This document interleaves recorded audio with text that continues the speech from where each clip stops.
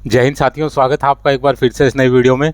दोस्तों आज बात करेंगे एक और इम्पोर्टेंट वैकेंसी की जो कि आने वाली है एक्स सर्विसमैन के लिए। तो आज की इस वीडियो में हम देखेंगे कि ये कौन सी वैकेंसी है, इसमें एक्स सर्विसमैन के लिए कौन कौन सी पोस्ट हैं जो रिजर्व होती हैं, एज रिलैक्सेशन के बारे में समझेंगे, सैलरी देखेंगे और किस प्रकार से इसका सिलेक्शन प्रोसेस होगा, वो सब चीज़ें इस वीडियो के माध्यम से हम समझेंगे। दोस्तों सैनिकों से जुड़ी सारी खबरों को जानने के लिए सब्सक्राइब का बटन दबाएँ और बेल आइकन को प्रेस करके ऑल का बटन दबाएँ ताकि सारी लेटेस्ट जानकारी आप तक पहुँचे सबसे पहले। तो चलिए शुरू करते हैं वीडियो। तो दोस्तों आज जिस वैकेंसी की हम बात करेंगे ये वैकेंसी निकलती है एसएससी के अंदर। जैसा कि आप जानते हैं एसएससी वो ऑर्गेनाइजेशन है जो वैकेंसी कंडक्ट करती है पूरे साल, जिसमें कि अलग अलग जो कैटेगरीज हैं, चाहे वो 10th पास हो, 12th पास हो, ग्रेजुएट हो, सभी के लिए अलग अलग वैकेंसीज़ निकलती हैं। तो इन्हीं सभी वैकेंसीज़ में से एक वैकेंसी है जो कि सिलेक्शन पोस्ट के नाम से जानी जाती है और इस बार ये सिलेक्शन पोस्ट फेज़ 13 चलाया जाएगा। दोस्तों इस सिलेक्शन पोस्ट के अंदर क्या होता है कि जो सभी जो कैटेगरीज हैं, चाहे वो 10th पास हो, चाहे वो 12th पास हो, चाहे वो ग्रेजुएट हो, तो सभी के लिए इसमें पोस्ट होती है और कंबाइंडली ये वैकेंसी निकाली जाती है। दोस्तों सबसे पहले बात कर लेते हैं क्वालिफ़िकेशन के बारे में। तो इसमें जैसे कि मैंने बताया जो सभी कैटेगरीज हैं, चाहे वो 10th पास हो, चाहे वो 12th पास हो, चाहे वो ग्रेजुएट हो, तो सभी इसमें अप्लाई कर सकते हैं। सभी के लिए अलग अलग पोस्ट इसमें रहती हैं। इसके अलावा जैसे कोई एक्स सर्विसमैन है वो 12th पास जो या ग्रेजुएशन में अप्लाई करना चाहता है और वो सिर्फ ओनली मैट्रिकुलेट है, लेकिन अगर उसके पास ग्रेजुएशन सर्टिफिकेट है तो उसके बेस पे वो इन वैकेंसीज़ के लिए भी अप्लाई कर सकता है। बाकी 10th में तो वो कर ही सकता है, बाकी अगर वो 12th और ग्रेजुएट लेवल की वैकेंसी के लिए अप्लाई करना चाहे तो भी इसमें कर सकता है। दोस्तों भी देख लेते हैं एज रिलैक्सेशन। तो इसमें जैसे वैकेंसी निकलती है तो हर वैकेंसी के आगे इसकी जो एज लिमिट दी हुई होती है सिविल कैंडिडेट के लिए, तो वहाँ पर कई वैकेंसीज़ के अंदर जो एज लिमिट रहती है 18 से 25 साल रहती है, कईयों के अंदर 18 से 27 साल और 18 से 30 वर्ष होती है। तो एक्स सर्विसमैन को सभी में छूट मिलती है।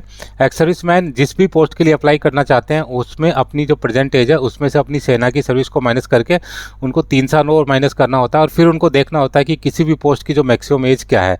तो कैलकुलेशन करने के बाद जो मैक्सिमम एज है किसी भी पोस्ट के लिए, उससे जो एक्स सर्विसमैन की एज है वो कम होनी चाहिए। दोस्तों इसके बाद बात कर लेते हैं सैलरी की। तो क्योंकि इसमें बहुत सारी पोस्ट निकलती हैं और बहुत सारी कैटेगरीज में वैकेंसी निकलती हैं, बहुत सारे डिपार्टमेंट्स में वैकेंसी निकलती है, तो पे लेवल भी सबका अलग अलग रहता है। क्योंकि 10th लेवल का जो जॉब रहता है उसमें ज़्यादातर आप देखते हैं पे लेवल 1 रहता है। इसी प्रकार से जो 12th लेवल का जॉब रहता है उसमें पे लेवल 3, 4 रहता है और जो ग्रेजुएशन लेवल की जो कुछ एक पोस्ट है उनमें पे लेवल 6 तक रहता है। हालांकि और भी ज़्यादा पे लेवल रहता है, लेकिन हम यहाँ पर बात करेंगे जो एक्स सर्विसमैन के लिए जो वैकेंसी निकलती हैं उनमें जो हाईएस्ट पे लेवल रहता है वो पे लेवल 6 तक ही रहता है। तो यहाँ पर आप मिनिमम पे लेवल 1 से लेवल 6 तक की जो मिनिमम बेसिक सैलरी और मैक्सिमम जो सैलरी इंक्रीमेंट होते होते जो बन जाती है वो यहाँ पर देख रहे हैं। इसके अलावा जितने भी पर्क्स एंड अलाउंस हैं जो कि सेंट्रल गवर्नमेंट एम्प्लॉय को एप्लीकेबल है वो सारे उस पोस्ट के साथ मिलते हैं। प्लस जैसे अभी जो नेक्स्ट ईयर से आपका जो 8 पे कमीशन लागू हो जाएगा तो ये सैलरी हालांकि चेंज हो जाएगी, तो उस टाइम तक जो ज्वाइनिंग के बाद जो भी सैलरी होगी वो उसी के अकॉर्डिंग जो भी रिकमेंडेशन होंगी वो आपकी चेंज हो जाएगी। दोस्तों अभी बात कर लेते हैं पोस्ट की। तो यहाँ पर बेसिकली बहुत सारी पोस्टें निकलती हैं और हम यहाँ पर बात कर रहे हैं कि जो पोस्ट निकलती हैं एक्स सर्विसमैन के लिए। हालांकि ये जो पोस्टें निकली हैं ये पिछले साल की पोस्टें हैं, तो इसमें सिर्फ आपको एक बेसिक आइडिया कि कौन कौन सी पोस्ट है जो कि एक्स सर्विसमैन के लिए बेसिकली निकलती है। तो यहाँ पर सबसे पहले देख लेते हैं जो 10th लेवल के एक्स सर्विसमैन है उनके लिए कौन कौन सी पोस्ट निकलती हैं। तो यहाँ पर जैसे आप देख रहे हैं कि एमटीएस की पोस्ट निकलती है। यहाँ पर मिनिस्ट्री हैं, ये चेंज भी हो सकती हैं, जैसे कि यहाँ पर आप देख लेंगे geological survey of India ministry of environment के अंदर निकली है। इसके अलावा लेबोरेटरी असिस्टेंट की जो पोस्ट है वो भी मिनिस्ट्री ऑफ एनवायरनमेंट के अंदर निकली थी। इसके अलावा फील्ड अटेंडेंट की जो पोस्ट है ये ministry of environment forest and climate changes के अंदर निकली थी। ड्राइवर की पोस्ट निकलती है 10th लेवल के लिए। एमटीएस मेडिकल अटेंडेंट की पोस्ट निकलती है। इसके अलावा स्टाफ कार ड्राइवर की। तो इस प्रकार से जो पोस्टें हैं ये 10th पास एक्स सर्विसमैन के लिए निकलती है। इनमें कईयों में जैसे पे लेवल 1 भी रहता है, 3 भी रहता है और जैसे आप देख रहे हैं स्टाफ कार ड्राइवर ग्रेड 2 की में पे लेवल 4 भी है। तो बाकी ये जितनी भी पोस्ट है इनके लिए जो एप्लीकेबल जो क्वालिफिकेशन हो मैट्रिक पास ही है। जो लोग भी मैट्रिकुलेट है वो सभी इसमें अप्लाई कर सकते हैं और ख़ास तौर पे ये जो पोस्ट है जिनके अंदर एक्स सर्विसमैन की वैकेंसी थी लास्ट ईयर में। दोस्तों इसके बाद बात कर लेते हैं 12th पास वैकेंसी की। तो इसमें आप देख रहे हैं जैसे लेबोरेटरी असिस्टेंट की वैकेंसी है, इसके बाद फोरमैन की वैकेंसी है, यहाँ पर जो आपका डिपार्टमेंट ऑफ वाटर रिसोर्सेज के अंदर। इसके बाद स्टोर कीपर की वैकेंसी है। इसके बाद एलडीसी की वैकेंसी है, फॉरेस्ट सर्वे ऑफ इंडिया के अंदर। डेंटल टेक्नीशियन की वैकेंसी है, असिस्टेंट स्टोर कीपर की वैकेंसी है और लेबोरेटरी असिस्टेंट की वैकेंसी है food and public distribution department के अंदर। तो दोस्तों ये सारी जो वैकेंसी हैं ये 12th पास कैंडिडेट के लिए हैं। इसमें आप देख रहे हैं कि पे लेवल कईयों में लेवल 2 भी है, लेवल 5 भी है, लेवल 6 भी है। जैसे आप देख रहे हैं फोरमैन की जो वैकेंसी है डिपार्टमेंट ऑफ वाटर रिसोर्सेज के अंदर, यहाँ पर पे लेवल 6 है, काफ़ी अच्छा पे लेवल है। तो ये सारी जो वैकेंसी हैं ये निकली थी जिनमें कि एक्स-सर्विसमैन का कोटा था लास्ट ईयर में। दोस्तों इसके बाद कुछ एक वैकेंसी है जिनमें जो ग्रेजुएट जो एक्स-सर्विसमैन है उनके लिए भी इसमें कोटा रहता है। तो यहाँ पर जैसे आप देख रहे हैं data entry operator grade B, यहाँ पर assistant communication officer, account clerk और टूरिस्ट इन्फॉर्मेशन ऑफिसर। तो ये सारी जो वैकेंसी है इनमें एक्स-सर्विसमैन का कोटा होता है और इनका भी पे लेवल 4, 5, 6 के अंदर रहता है। तो ये सारे जो वैकेंसी है इनमें, इसके अलावा भी बहुत सारी वैकेंसी है जिनमें कि एक्स-सर्विसमैन का कोटा होता है।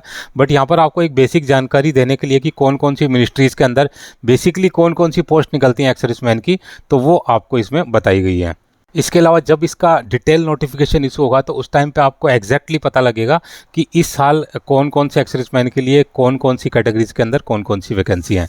तो उसमें हम डिटेल में देखेंगे कि कौन कौन सी वैकेंसी है। इसके बाद बात कर लेते हैं सर्विंग सोल्जर्स की। तो जो लोग सेना में नौकरी कर रहे हैं और एक्स-सर्विसमैन कोटे में अप्लाई करना चाहते हैं तो वो भी इन पोस्ट के लिए अप्लाई कर सकते हैं, लेकिन उनको उनके लिए अपने जो कॉम्पिटेंट अथॉरिटी या कमांडिंग ऑफिसर से एक एनेक्जर है वो फिल करा के देना होगा और उसमें बताना होगा कि आपका जो डिस्चार्ज है वो इस डेट को हो रहा है, ताकि आपको ज्वाइनिंग करने में कोई प्रॉब्लम नहीं आए। दोस्तों इन सभी पोस्ट के लिए अप्लाई करने के लिए, चाहे वो 10th, 12th या ग्रेजुएट लेवल की, आपको किसी प्रकार की कोई फीस पेमेंट नहीं करनी है। एक्स-सर्विसमैन के लिए फ्री ऑफ कॉस्ट है, बाकी सिविल कैंडिडेट को इसमें फ़ीस पे करनी पड़ती है। बात कर लेते हैं सिलेक्शन प्रोसेस की। तो इसके सिलेक्शन प्रोसेस की एक अच्छी बात यह है कि आपका जो सिंगल एग्जाम होता है उसी के अंदर सारा सिलेक्शन हो जाता है और इसमें जो एग्ज़ाम का पैटर्न है वो भी सेम रहता है। फ़र्क सिर्फ इतना रहता है कि जो 10th लेवल के कैंडिडेट हैं उनके लिए एग्ज़ाम है थोड़ा ईजी आता है, उसके बाद जो 12th लेवल के कैंडिडेट है उनके लिए थोड़ा मॉडरेट आता है और जो ग्रेजुएट लेवल ग्रेजुएशन कैंडिडेट है उनके लिए जो एग्ज़ाम है थोड़ा सा टफ आता है। बाकी जो एग्ज़ाम का पैटर्न रहता है सभी का सेम रहता है। दोस्तों ये जो एग्ज़ाम रहता है आपका सीबीटी यानी कि कंप्यूटर बेस्ड टेस्ट होता है। इसमें सारे ऑब्जेक्टिव टाइप के क्वेश्चन होते हैं। हर क्वेश्चन के 4 या 5 विकल्प होते हैं जिनमें से आपको एक चूज़ करना पड़ता है। इसमें बेसिकली आपके 4 सब्जेक्ट्स आते हैं: general intelligence, general awareness, quantitative aptitude और इंग्लिश लैंग्वेज। इन सभी के 25-25 क्वेश्चन होते हैं जो कि 50-50 मार्क्स के होते हैं और इसमें 0.50 की नेगेटिव मार्किंग भी है। दोस्तों इसके बाद जो भी जिनमें इसका सिलेक्शन होता है, जो भी कैंडिडेट इसमें क्वालिफाई करते हैं, अगर उनके लिए स्किल टेस्ट एप्लीकेबल है, जैसे कि एलडीसी वगैरह के लिए स्किल टेस्ट होता है, तो जिनका लिए स्किल टेस्ट एप्लीकेबल है उनका स्किल टेस्ट होता है। अदरवाइज आपका जो पूरा का पूरा सिलेक्शन है सिर्फ एक एग्जाम के बेस के ऊपर ही होता है। दोस्तों अभी देख लेते हैं कैसे आपको अप्लाई करना है। तो एसएससी के जॉब्स के लिए अप्लाई करने के लिए आपको जो एसएससी की ऑफिशियल वेबसाइट है https://ssc.gov.in, यहाँ पर जाके आप इसमें अप्लाई कर सकते हैं। दोस्तों अभी देख लेते हैं कि इसके जो ऑनलाइन फॉर्म है कब से स्टार्ट हो रहे हैं। तो SSC selection post examination phase 13 2025 के जो ऑनलाइन फॉर्म है वो अगले महीने यानी कि 16 अप्रैल 2025 से स्टार्ट हो रहे हैं और इसके जो अप्लाई करने की जो लास्ट डेट है वो 15 मई 2025 है। दोस्तों इसका जो एग्ज़ाम है वो उसके अगले महीने यानी कि जून या जुलाई में कंडक्ट करवा लिया जाएगा। यानी कि जो लोग भी 10th या 12th या ग्रेजुएट हैं वो सभी इस जॉब को टारगेट जो भी कर रहे हैं तो वो अपनी तैयारी शुरू कर सकते हैं, क्योंकि आने वाले 2 महीने में आपका एग्ज़ाम इसमें कंडक्ट करा लिया जाएगा। तो दोस्तों ये थी सारी जानकारी SSC selection post examination phase 13 के बारे में। और जैसे ही इसका डिटेल नोटिफिकेशन आता है हम एक और वीडियो लेके आएंगे जिसमें कि डिटेल में देखेंगे कि कौन कौन सी वैकेंसी है जो कि एक्स-सर्विसमैन के लिए रिजर्व है और कौन कौन सी कैटेगरी में वो वैकेंसी है। दोस्तों इसी के साथ ये वीडियो समाप्त करता हूँ। उम्मीद है कि वीडियो आपको पसंद आया होगा। वीडियो अगर पसंद आए तो लाइक चैनल सब्सक्राइब करना ना भूलें और बने रहें मेरे साथ इसी प्रकार के इंटरेस्टिंग वीडियोज़ के लिए। वीडियो बने रहने के लिए आप सभी का धन्यवाद। जय हिंद।